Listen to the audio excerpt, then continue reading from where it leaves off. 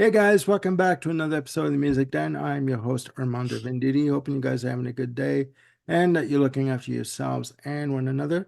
I am again joined by Mr. Bill Schuster. How you doing, Bill? Wonderful, Armando. It's my usual no sleep Friday, so Yes, I know, being I rare know, form. I know. This man's dedication shows no bounds. He hasn't slept all day, guys. Came off of work and decided to stay up and help me tape these last final shows for the 80s of our top five albums of the 80s. We are going to be concentrating on years 1987 to 1989. We will be taking a break at the end of 1989, and we're going to be coming back in a few weeks' time with our top five albums of the 90s, but we thought we'd give you guys and give ourselves just a bit of a break and do something different. So, for this episode in particular, we are going to be concentrating on the year 1987. So, I will again pass the virtual mic over to Mr. Bill Schuster. There you go, Bill. There you go. Through the magic of Zoom. Testing, testing. Okay, yeah. Yeah, you're good to go. Okay. All right. Coming in clear, coming in clear. Okay. All right. My first one I'm starting off with no prop because, as I was saying to Armando before we started recording, this was the era of cassettes. And many of my choices I bought originally on cassette, and my cassette collection is non existent at this point. And many of them have not been replaced on vinyl or CD. And this happens to be one of them. I did see a vinyl copy in St. Louis, Missouri, a couple months back, but it was going to cost about $40, and I was not willing to pay for a single record $40. And that is Black Sabbath and the Eternal Idol. It's the Tony Martin era begins here with Black Sabbath. It's his first album. He did not help with the writing on this one. Everything was already pretty much done. He came in and redid the vocals, which had previously been done by another vocalist, and he did an outstanding job. Um, this is my favorite Tony Martin era Black Sabbath album, and at the time, it really hit the spot as soon as the opening of The Shining came out. When I popped that cassette in, yeah, one of Tony's great riffs. It's got a hell of a hook on it. The Shining is an all-time Sabbath classic. I mean, that song is worthy to be up there with any other era of the band, frankly. The rest of the album is pretty solid too. It's got tracks like Ancient Warrior. The Eternal Idol itself is a pretty cool, creepy track that fits more in the classic Sabbath kind of supernatural mode, so to speak. hmm hmm Yeah, this is one of those where, following up the Seven Star, the Black Sabbath featuring Tony Iommi, that the record company forced him to make a Black Sabbath album. Basically, I think Tony at this point finally said the hell with it and just embraced the idea of, okay, I am Black Sabbath, so here's a Black Sabbath album, fine. And for me, it worked at that point in time. I was pretty excited when I saw this, and it still holds up rather well. I think if you're looking for some mainstream metal and Tony's inimitable, I think I said inimitable properly. Yes, guitar work. Yeah, it's well worth your time. Not $40 for the record, thank you, but Hell no. Hell no. No, that's a good choice. And again, as you guys saw before the beginning of the show, you saw the pictures for the albums that I have posted up. So there you go. And one of them is Eternal Idol. That's a good choice. Um, my number five, ladies and gentlemen, is we're going to go into a bit of a jazz fusion area. Only had one coffee today, guys. Forgive me. It's been a long day. We're going with Mr. Pat Metheny and Still Alive Talking. Um, this was the first time I really took notice of Pat Metheny. I've said this before. The first time I really heard the name Pat Metheny was when he did the collaboration with David Bowie on This Is Not America. Um, and oh my God, now the movie escapes me with Sean Penn. But Falcon and the Snowman. Falcon and the Snowman. Thank you. Um, but this album, Still Life Talking, fantastic. Uh, the single from it was Last Train Home, and just an amazing piece of music, fantastic guitar work from Mr. Matheny. Just amazing, very calming, very sort of tranquil kind of a feel to it with, the brushes on the drums going double time on the brushes, just amazing. And, fantastic vocal phrasings on the track. And again, the guitar work. It's just beautiful. It's the first time I actually really sat up, figuratively, of course, and took notice of Mr. Pat Metheny. Other songs of note on the album are Minuano and 6/8, which starts off the disc. Um, and what I like about that track, it has different time signatures, uh, different parts to the track. Also, uh, So It May Secretly Begin is another fantastic track on the album. So that is my number five choice. So that single, did it actually get radio play? Yeah, I mean, Last Train Home in Canada on Much Music every single day. Every Nice. single day you'd hear it, and it's just it's the one piece of music on the album that just kind of takes me like you can sit back and just close your eyes, and you're taken on a journey, right? You're just taken somewhere else out of yourself into somewhere that's whatever busy shit is going on in your life, and we all have busy shit going on in our lives, especially when you're 17 years old, like I was, and you're going through all these sorts of changes and stuff. This track centered me and just sort of made me calm my shit and just took me away on a trip and got me through a lot of stuff mentally. Not that I'm through it, but it's at 53. But you know what? For like 5 minutes and change, you're good, with this piece of music. So yeah, that's yeah, Nice. What more can you ask for music? That's yeah, the magic of the music. exactly. Great to find things like that that affect you in that way. Hmm. All right, cool. My number four is foreshadowed by my shirt. It is Hold Your Fire by Rush. Oh, okay. It's a fairly maligned Rush album amongst some Rush fans, especially those who simply prefer the old stuff and don't believe Rush did anything worth the damn past the early 80s. I'm not one of those. I like the whole catalog to varying degrees. So Hold Your Fire took me a while to come around to, just like Power Windows did. This is kind of a continuation of the Power Windows sound, but it's a little warmer, maybe. Not quite as keyboard heavy. I mean, to a degree it is, but Power Windows was very dense. This is a little more open sounding. It doesn't feel like there are 1,000 bits and pieces thrown into every bit of recording here.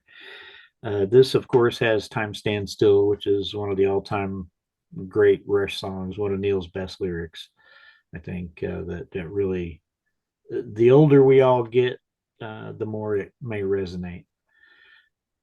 And of course, it has Amy Mann singing the title line multiple times throughout the song, which is nice. And she was also in the video, of course.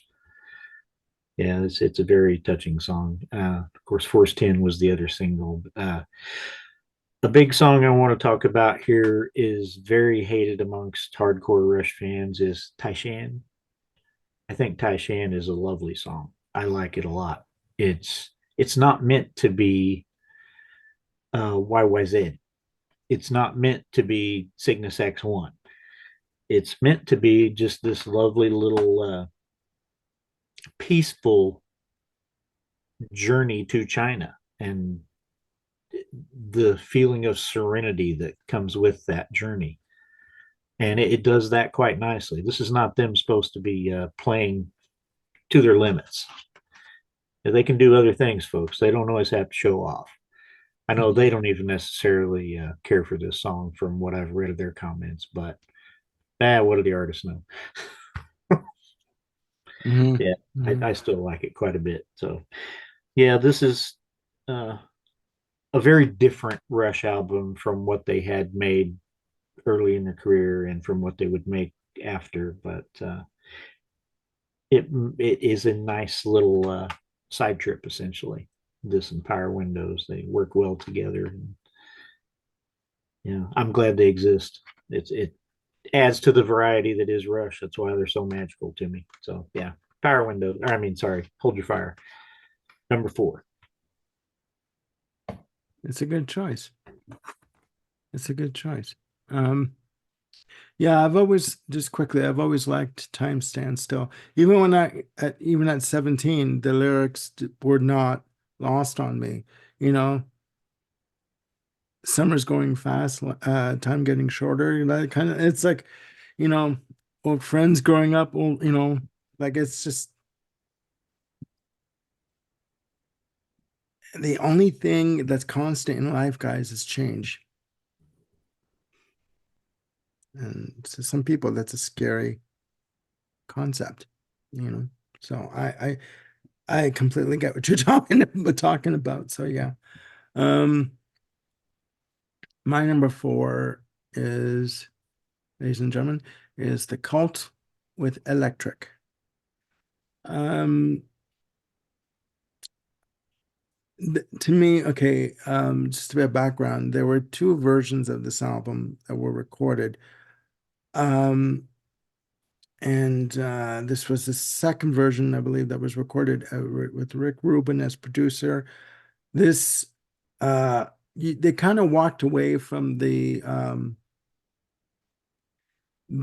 goth rock 60s pastiche kind of thing, flower power kind of thing from with love, and just made a meat potatoes bare bones rock album, um with songs like, it starts off with Wildflower. I mean, come on. I mean, it's just out and out power chords from Billy Duffy. Just an amazing piece of work. Little Devil, Love Removal Machine, which in Canada, it was on Much Music every day on the hour, like clockwork. It was amazing.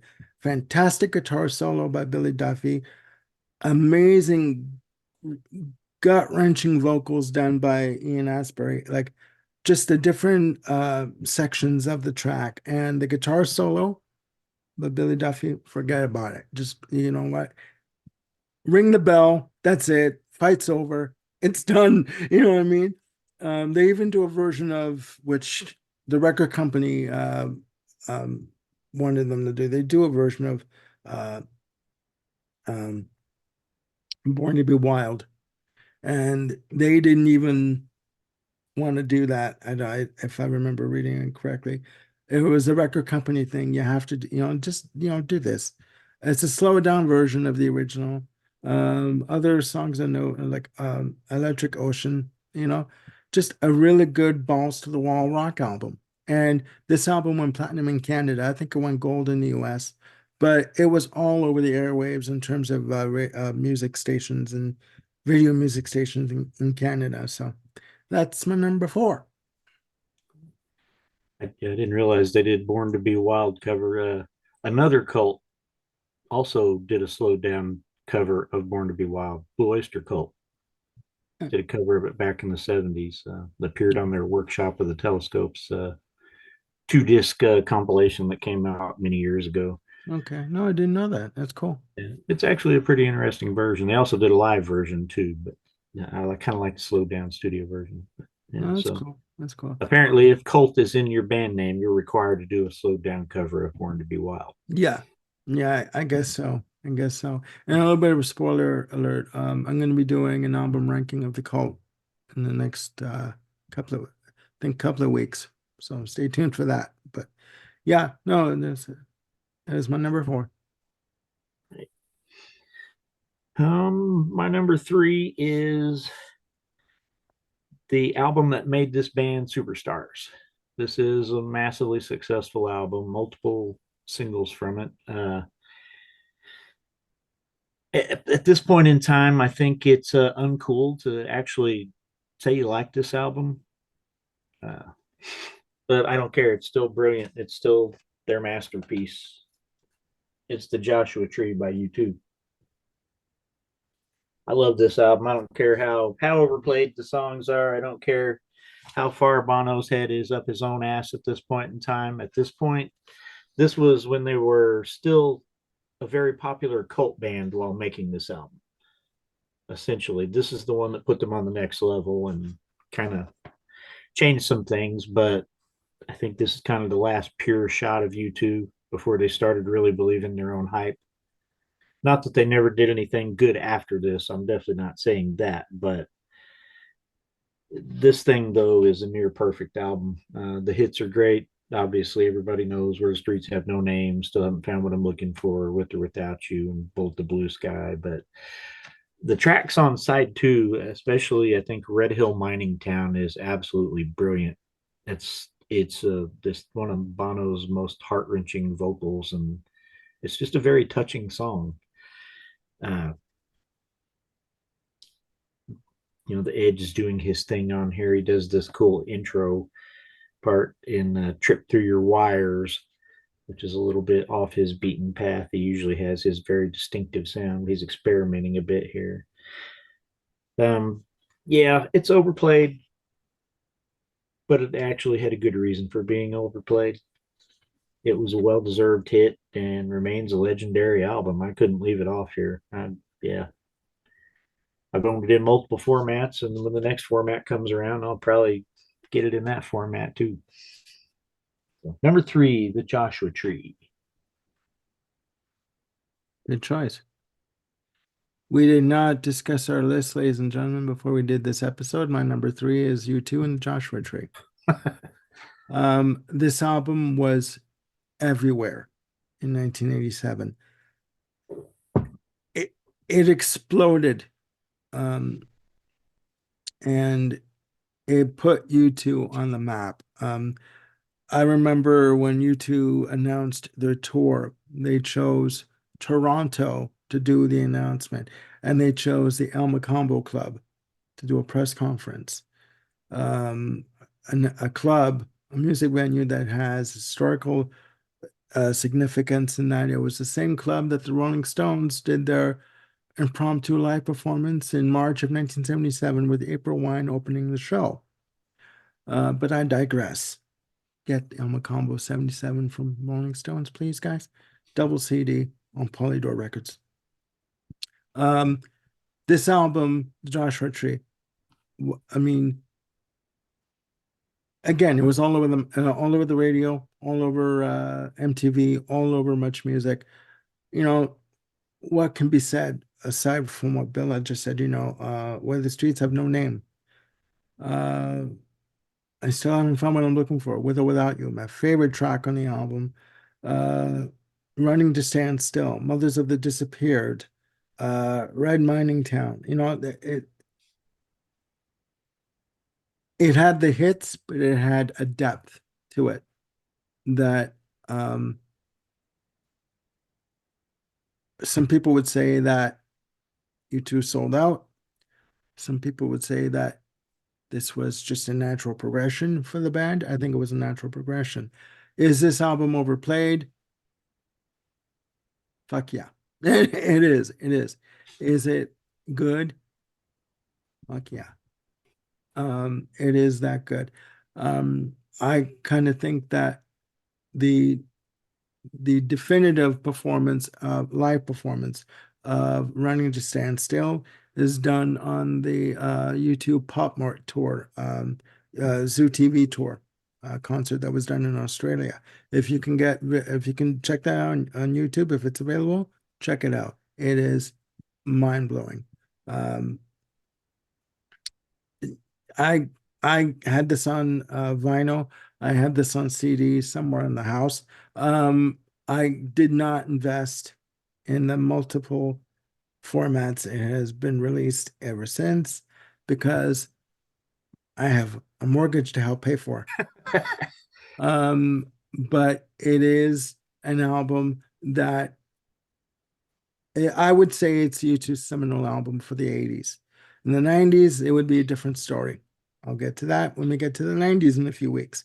But for right now, for 1987, in the vast land of dance music and dance remixes, uh, in the land of Shep Pettibone, yes, this album did stand out. So that's my number three. All right. We'll be expecting the check in the mail, Bono. Sure, we will. Probably not after I said he got his head up his ass eventually, but oh well, that's neither here nor there. He would agree too, I would imagine. He would agree too. All right, my number two, I originally bought on cassette, and it did not have the disclaimer that this record I'm about to show you had on it. This is Joe Jackson, Willpower. If you can read the print there, it says the instrumental album. My cassette did not have that on it. I was going into this as a Joe Jackson fan of a few years, expecting a follow up to Big World with all its assorted catchy rock and pop songs and vocals. I did not expect a semi classical instrumental album, which is essentially what this is. I was pissed because I bought this without hearing a note. I was like, cool, new Joe Jackson album. All right, obviously my mind changed over the years. I think this thing is absolutely gorgeous now. This is it really shows Joe's skills with composition and melody. He plays very little on it himself, actually. It's mostly done by other musicians. He's essentially the composer and the arranger and band leader, um, the musical director, so to speak. So, Mm. but it's, yeah, don't get into this expecting night and day. Don't go looking for body and soul or look sharp or any of the things he's most famous for. This is completely different. But if you like kind of, well, yeah, classical, this really is where he kind of started his classical recording period. It didn't really continue until a number of years later, but this was really out of left field at this point in time. Mhm. But he's pretty good at that. That's one of the reasons I dig him so much. So, yeah, if you're looking for something different, his melodic and compositional skills are fully intact on this album. It's just used in service of a different genre and well worth the time. Number Oh, two, Joe Jackson, Willpower. cool. That's another one for me to check out. That was a bad influence on me, guys. I tried. Um, and okay. Okay, my number two was my number one, but I did a bit of rearranging here. It is Robbie Robertson with his self-titled. Um, Fantastic album. Robbie Robertson of the band has also done um, sorry, score work for films for Martin Scorsese.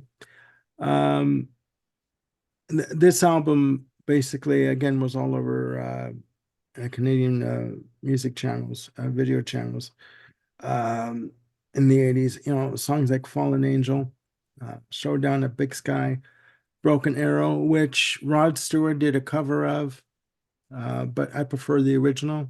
Sorry, Rod, I do. Get your own material. Sorry. That's just me.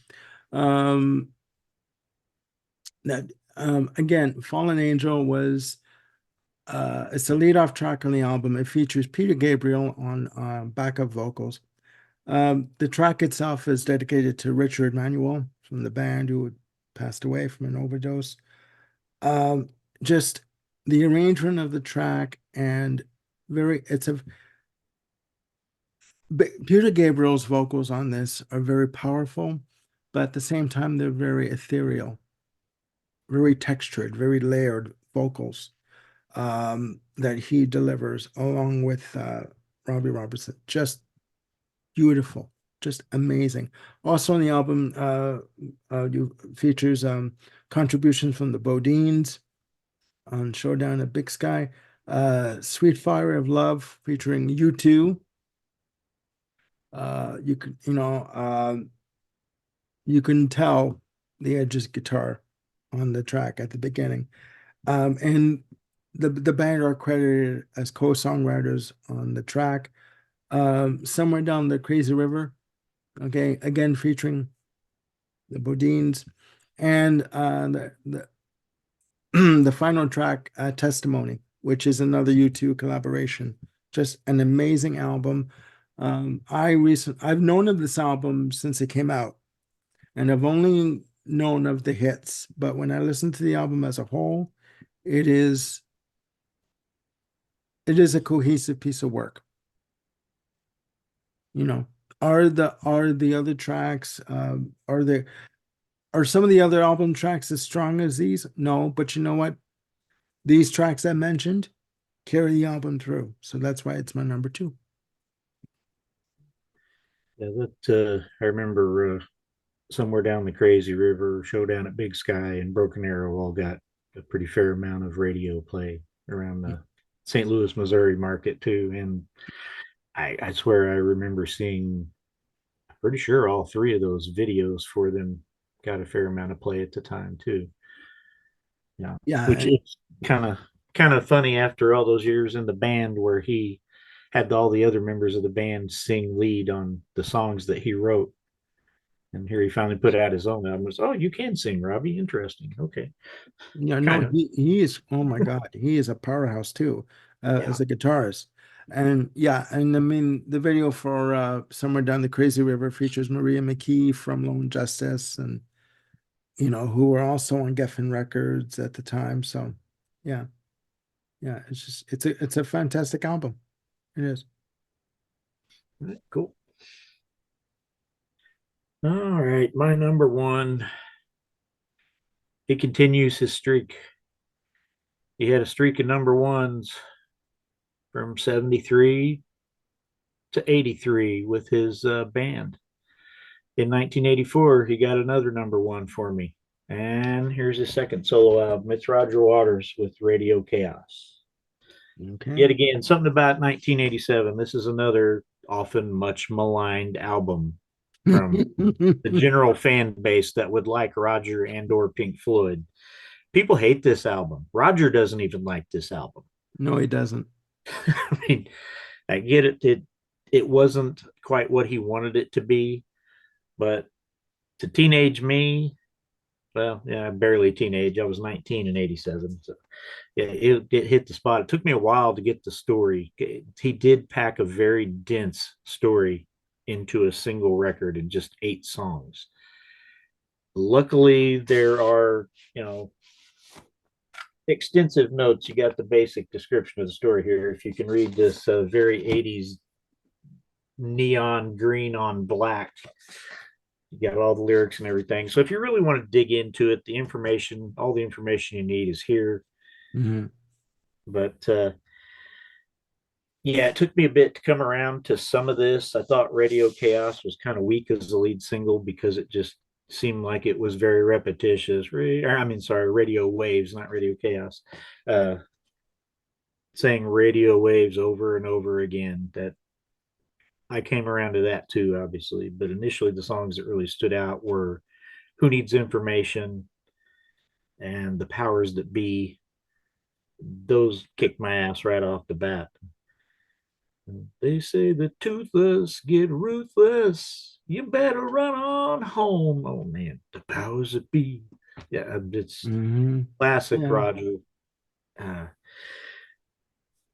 Side two though is really full of some powerful stuff that takes me back to that era. He mentions basically Live Aid, talking about all those kids in the sun wrested control from the hands of the warlords. A bit optimistic in hindsight, which kind of gets me in my feels a lot when I hear that now because I think of how much hope a lot of us had back then when Live Aid and all that stuff was going on. We really thought something was happening that maybe wasn't so big, and I Yeah. think Roger felt that too. He gets seen as a negative Nancy so much. People think he's just always constantly down on things, but he showed hope on this album in those final tracks, Hmm. especially the closer, "The Tide is Turning." Hmm. Hmm. And he Hmm. says it right there in the title of the song. And so, yeah, this was very nice. Oh yeah, it's this line in here about watching his kids by their Donald Duck light, and he frightens himself with the thought of his little ones burning. Yeah, that one. Yeah, as a Jesus Christ. parent, that one really stuck with me too. Yeah, it So would. yeah, there's a lot of great lines in here, as you can imagine. You either love Roger's lyrics or you don't. I love him. He's freaking brilliant.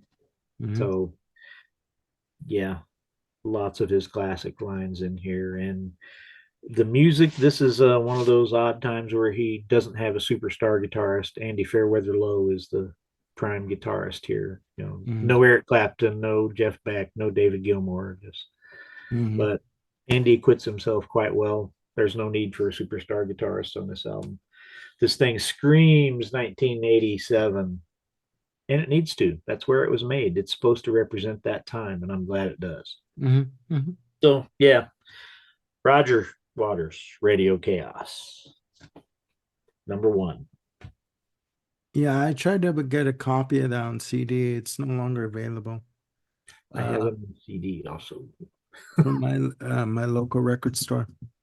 I won't go there. I digress. Um, that album was supposed to be a double album, but Columbia said to him, "No, we would like a single album. So you need to cut the narrative down quite a bit and present to us a single disc of a cohesive, compact story." And it's because of that that he hates that album. Um, but what was I going to say? Oh yeah, Mr. Waters, you did Dark Side of the Moon Redux or redo, and that's just fine.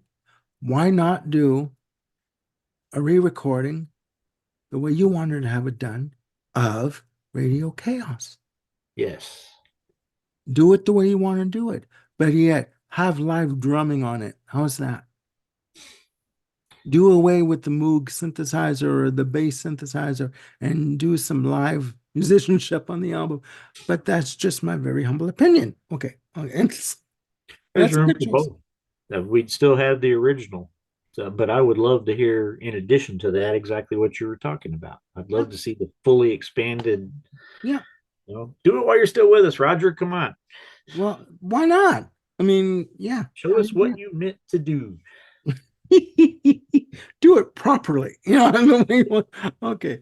But no, that's a good choice. It's a good choice. Probably not a very popular choice. Well, no, but you know what? Everyone's got their opinion, right? Um, my number one, ladies and gentlemen, was my number four. Then it was my number two. Now it's my number one. It is Prince with Sign of the Times. Um, this album, the original idea for the album was to have was for it to be a triple album set called Crystal Ball, containing 22 tracks. At this point in time, he had disbanded the Revolution, kicked them to the curb, started recording stuff for himself. The original idea, as I said, original album at first was called Dream Factory. Then he came up with the idea of an album called Crystal Ball, which had 22 songs, a triple disc. Lenny Waronker from his label head at Warner Brothers called him and said the album is uh, there's too much on the album. You need to cut back at least no, sorry, 5 songs. And we're going to release a double disc. Because we cannot your record sales have been slipping since Purple Rain. We cannot afford to do a triple disc. So he re-recorded some tracks, got rid of a whole load of others, and came up with Sign of the Times. And what's on this album, in my opinion, of the rock, R&B, funk vein, is stellar. The lead off track, with the lead off lyric, in France, skinny man dies of des in France, a skinny man died of a big disease with a little name. You know, by chance, his girlfriend came across needle and soon she did the same. I mean, you didn't talk about AIDS in the 1980s like this at all, especially on in music. What else? Housequake, another fantastic track on side one. Hot Thing, The Cross, Starfish and Coffee, Forever in My Life, just amazing. Strange Relationship, which, he talks about this girlfriend that he loves being with, but and he said in the one lyric, um, I didn't like the way you were, so I had to make you mine, meaning he knows that he's screwing up this woman's life and he's doing it anyway, and he doesn't care. Okay. A little bit screwed up. The re-recording of I Could Never Take the Place of Your Man, which stems back to 1979. Okay. He went back, into the vaults for this album. Um, it, it is a four-sided slice of funk aroma, and it just works on all levels. I was very lucky to get a copy of Dream Factory of the July 1986 configuration of the album, which I found on Discogs. You can't find it anymore. I paid $50 for it, 19 tracks on that version of the album. And as much as I love this album, if Dream Factory was released, that would have been my number one. Okay. So that is my number one. Prince, Sign of the Times. All right. So both of our number ones got screwed over by the record companies, and but Prince obviously had more pull than Roger Waters at that point because he still got to do two discs. Well, Prince, not so much. I mean, yeah. I mean, the story goes was that he cut the album. He sent it off to Warner Brothers. He said, "This is what we're going to do. Release it." Okay. Lenny Waronker listened to the album and he's like, oh my God, 22 songs. What the hell are we going to do here? They felt that they had taken a bit of a bath on Around the World in a Day and then Parade the year before in 1986. So he literally got a hold of Prince's manager, said, tell him I need to speak to him, about the album. So then Prince calls him within the hour. And the first words out of Prince's mouth was, I hear you don't like my album. And Lenny Waronker's like, oh, thinking, oh shit, no. There's no, that's not it. I love the album. I think it's too much music at one time. It's a lot to take in, right? And we can't justify selling a triple album right now. So could you please cut 5 songs? So he relented and he did. It's unfortunate he didn't tour for this album in the US. He concentrated on the European market, but this is a good album. It is a solid album from top to bottom. Um, so that's why I did the switch. All right, cool. So your first honorable mention. My first one I do not have a copy of because yet again it was one of those that I bought on cassette. I got their first three albums on CD, but I still haven't got around to this one because maybe I have enough. It's Dawkins, Back for the Attack. Ah, This is actually my least favorite of the first four Dawkins albums, which are really the only ones I need, but uh, I still enjoyed it quite a bit when it came out. Uh, it was their most successful album and remains their most successful album overall. And it was kind of a big album. It's like they were taking advantage of long playing cassette. And if I remember right, it was about an hour long, which was pretty long for a Dokken album, yeah, frankly. I think they could have trimmed it and probably should have, but still, it had some cool songs on it. Burning Like a Flame was the single that, yeah, started out uncharacteristically with Don's vocal just blasting right out. Never thought our love would last for so long. And it got some play, I remember, on MTV, a bit on the radio, but really probably the lasting track from the album, I think, is The Dream Warriors, which is, of course, From the tied into Nightmare on Elm Street 3, yeah, Dream Warriors, yeah. which is also my favorite of that wonderfully cheesy horror franchise. Uh, I like but that yeah, one too, actually. Yeah. That movie. Yeah, I get it, it. it's fun. It's goofy fun, just kind of like Dawkins themselves. So they fit in perfectly. I never went into Dawkins expecting anything deep. Yeah. Sorry, Don, your lyrics are some of the cheesiest, most cliche ridden lyrics in the world of rock and roll. But you sounded great singing them. um, Yeah. don't go to Dawkins for the lyrics. Just that it's that simple.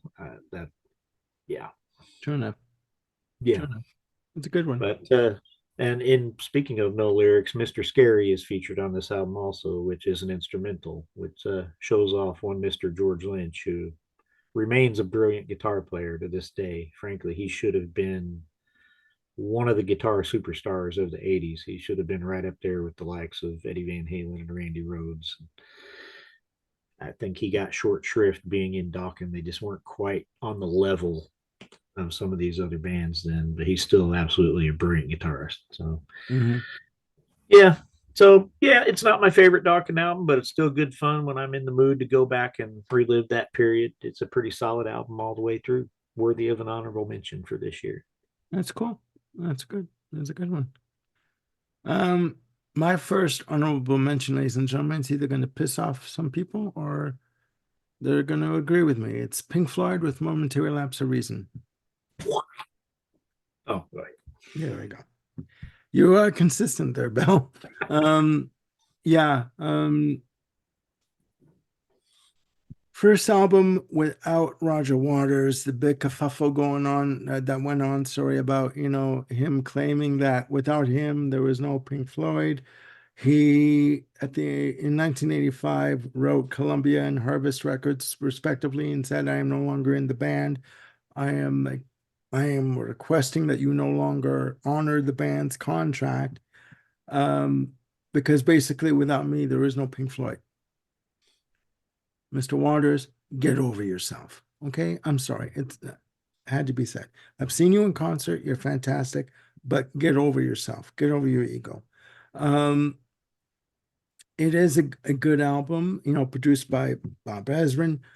Um, with songs like "Learning to Fly," "On the Turning Away," "Dogs of War," and other songs like "Yet Another Movie." But it's a very dark album. It's a downer of an album um in terms of the use of synth bass and the keyboard laden you know tracks and just the whole production. um I don't think that Nick Mason is really used on drums for this album. I think it's David Gilmour and a host of session musicians and a drum machine. And what pissed me off originally when Pink Floyd released the later years box set, the only way you could get the re-recording of Momentary Lapse of Reason was to get that box set. So I went out and shelled out $500. Yes, $500 to get that box set, only to find out 6 weeks later that they re-released the album standalone. You sons of bitches. All of you. I'm sorry. Okay. I said it. Um, it is a good album. Is it a landmark Pink Floyd album? No. I'm sorry. It's not. Other songs of note on the album, Sorrow, uh, which I don't know. It's just it's not it isn't a highlight of their catalog for me. Okay. So all you haters, come at me right now in the comments. But that's my first one. Honorable mention. I'm not a hater, but yeah, it's not high on my list of so-called Pink Floyd albums. I don't consider anything after the final cut really Pink Floyd albums. I know they are legally, but you know how fans are. We decide what's what, no matter what the technical specs are, no matter what the law says. Yeah, but then you guys are not going to like my choices for 1994. I don't know.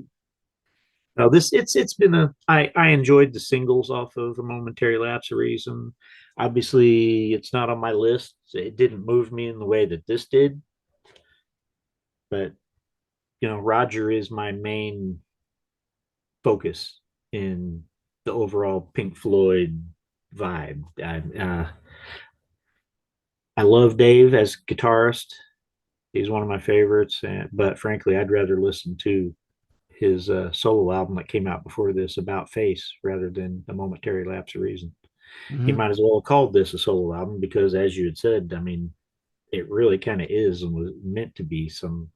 It started Yeah, out that way. yeah. So, but he got the brand, and the brand is what brings it in. That's what screwed Roger so much in the '80s because he didn't have that Pink Floyd brand behind it. So, All I'm going to say is this, is that their fight in the media was well known. Roger Waters went on a tirade to news outlets and saying that without me, there is no Pink Floyd. There was no Pink Floyd, I am the brains. I am Pink Floyd. You know what? If you really want to get down to it, Sid Barrett was Pink Floyd. There you go. now you're talking crazy. Okay. All right. So get on your bike that Sid Barrett left for you, Mr. Waters, and go ride off into the sunset. You can write it if you like. There you go. But they basically said they met on David Gilmour's houseboat, the Astoria, to finalize deals and said, look, he said to Waters, look, we're doing this. You don't want to be a part of it. That is your choice. But we are still a viable unit as a band, and we're still going to do this. Okay? You don't want to be a part of it? There is your money. Go have fun. But we're moving on. That's it. So, Pink Floyd fans will be discussing this until we're all in the grave. We're uh, going to beat this dead horse forever, okay. guaranteed. Yeah. Obviously, we enjoy talking about it. Well, there you go. There you go. What is your last honorable mention? All right, something more obscure. Okay. This one I just within the last year or so actually shockingly found a CD copy out in the wild at a resale shop somewhere. I originally had it on cassette, of course. I kind of came into it accidentally. It's another one my Aunt Joy gave me hand-me-down copies of ones that she came in contact with and she didn't want. It's 3 o'clock with Ever After. Okay. They are Okay. essentially an '80s pop band aping the sound of '60s hippie psychedelia type stuff. Okay. So if you like the sound of that combo, you might like these guys. The lead singer has a kind of a high, gentle voice. It's an almost feminine voice. In fact, at first I thought it was a woman that was singing lead on some of this stuff until I actually got into the credits. So yeah, but it fits quite well. Uh, I don't think they had any hits on this. Susie's on the Ball Now is the opening track. And yeah, I just had a brain fart.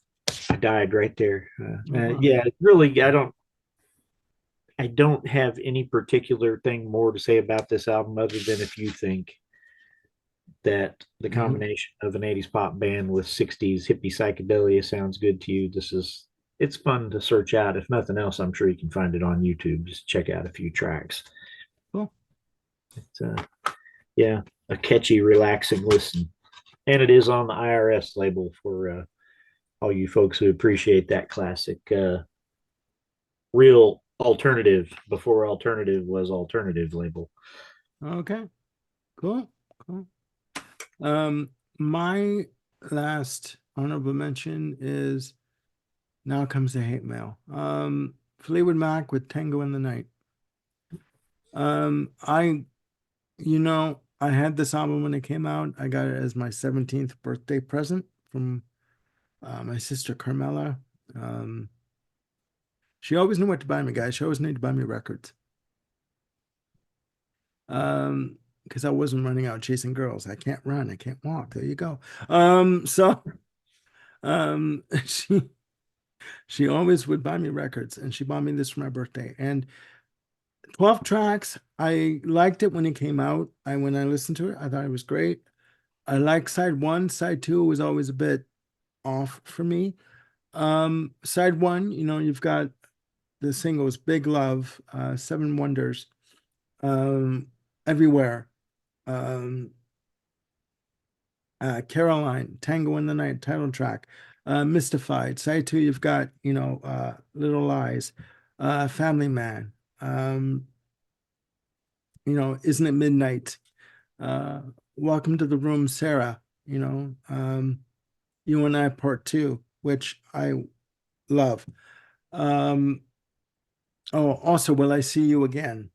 Or When I See You Again. Sorry, When I See You Again.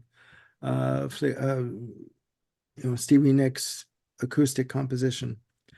Um, has it aged well for me in terms of an album to listen to? No, no. It's Fleetwood Mac at their pop best. Um, if all the tracks were like, say, Caroline, which has more of an Eastern Arabic flavor to it in terms of the arrangement, with the haunting vocals, I call them haunting vocals, of Christy McVie, Caroline being a Lindsey Buckingham composition? Or would it, if the compositions were more like heavier, more like the title track from Lindsey Buckingham? If you listen to Tango in the Night, the title track, it is effing heavy. It is brooding, heavy guitar, heavy drums. The album should be more like that. Okay. It would fare better with me. At this point, the band were in the midst of turmoil. Lindsey Buckingham left after the recording of the album. There was a story that he and uh, Stevie Nicks got into a physical confrontation. He almost choked her at one point, apparently, um, because he didn't want to tour. They did. She yelled at him. He chased her around the room and got a hold of her and got physical with her. And it took both Mick Fleetwood and John McVie to get him off of her. And he quit the band that day. So um, there's too much drama going on in this band. I'm sorry. And it overshadows the music. It's a good album. Is it a top contender for me at this point in my life? No, it's not. So that's my last honorable mention. Yeah, that album is it's another one like the Roger Waters album and so many others that is very much yep, that's 1987, all right. You can tell we're in that era now, the years we're getting into where there is that very distinctive sound that's kind of infiltrating so many big acts and even smaller acts that everything's starting to sound similar. They're using similar production techniques, similar keyboard patches, and just it's not all good. No, no. And there was this big thing going on about, with Big Love being the lead off single. Great track, and the fact that you hear the two uh grunts, from Lindsey Buckingham and this mystery person on responding. Guys, it was his vocals sped up. So if you think about it, he was basically pleasuring himself. not on the record. Okay, so Right. let's if you really want to go there. Okay, so let's and I don't want to go there. Okay. So there you go. It is of its time. So what he was saying was, I love to love me, baby. And there you go. There you Right. Call back to our 1975 episode there. There you go. Yes. And no, it's true. It's true. And also, had they released You and I, there's a part one and part two to You and I on the album. On the album, there's part two. If they would have really, and You and I part one is the B side to Big Love. Big Love. Uh, if they would have released You and I part one and two together as an A side, I think that would have been a great single for it. But that's just my humble opinion. Um, so there you have it, guys. Our top five albums of 1987. So please, in the comments below, down there, please put your top five, top three, top two, top 10 of 1987, and maybe an honorable mention, and let us know what you think of these picks. Again, no right or wrong answers, just opinions. Bill and I will be back shortly with 1988. So for Mr. Bill Schuster, I am Armando Venditti, wishing you all a very safe afternoon.